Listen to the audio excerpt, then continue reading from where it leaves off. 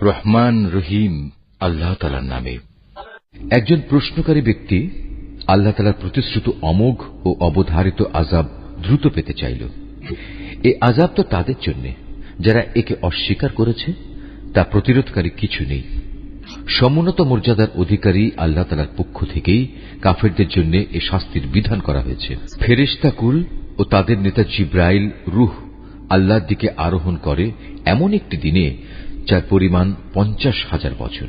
অতএব হে নবী, কাফেরদের ব্যাপারে তুমি উত্তম ধৈর্য ধারণ করো। কাফেররা তাদের এ অবধারিত আযাবকে বহু দূরের ব্যাপার হিসেবে দেখতে পায়, অথচ আমি তো দেখতে পাচ্ছি একেবারে আসন্ন। যেদিন আসমান গলিত তামার মতো হয়ে যাবে আর পাহাড়গুলো হবে রং বেরঙের ধুনা পশমের মতো, সেদিন এক বন্ধু আর এক বন্ধুর খবর নেবে না, অথচ তারা একজন আরেকজনকে সুস্পষ্টভাবে দেখতে পাবে। সেদিন অপরাধ